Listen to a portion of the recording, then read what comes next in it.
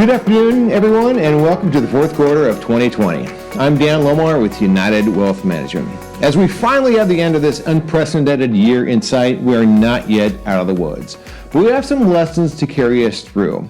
The coronavirus is still very much with us, as is much of the economic disruption resulting from the lockdowns. Evidently, we are closing in on a vaccine, indeed a number of vaccines, but it may be quite some time before most of us will get access to a vaccine and that the public is traveling regularly again. Moreover, in the coming weeks, we will have to go through a hyper-partisan presidential election with a variety of issues that we've never had to deal with before.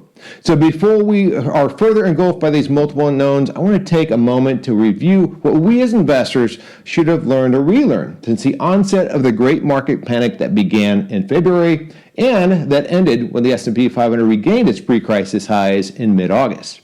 Lessons are in no particular order. Number one, no amount of study of economic commentary and market forecasting ever prepares us for really dramatic events, which always seem to come at us out of deep left field. Thus, trying to make investment strategy out of quote-unquote expert prognostication, much less financial journalism, always sets investors up to fail. Instead, having a long-term plan and working that plan through all the fears and fads of an investing lifetime tends to keep us on the straight and narrow and helps us to avoid sudden emotional decisions.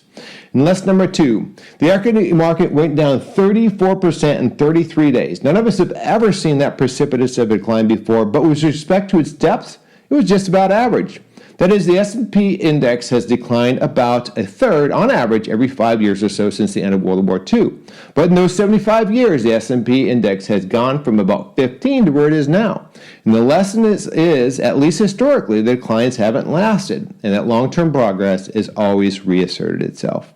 In lesson number three, almost as suddenly as the market crashed, it completely recovered, surmounting its February 19 all-time high on August 18th. Note that the news concerning the virus and the economy continued to be dreadful, even as the market came all the way back.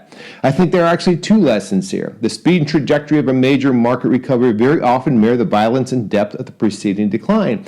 And two, the equity market most often resumes its advance and may even go into new high ground considerably before the economic picture clears. If we wait to invest before we see unambiguously favorable economic trends, history tells us that we may miss a very significant part of the market advance.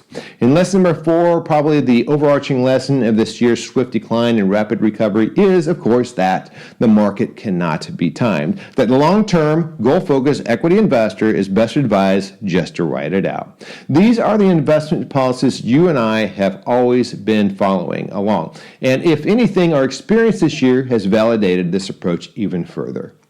A word now about the election. Simply stated, it is extremely unwise to exit the quality equity investments you've been accumulating because of the uncertainties surrounding the election.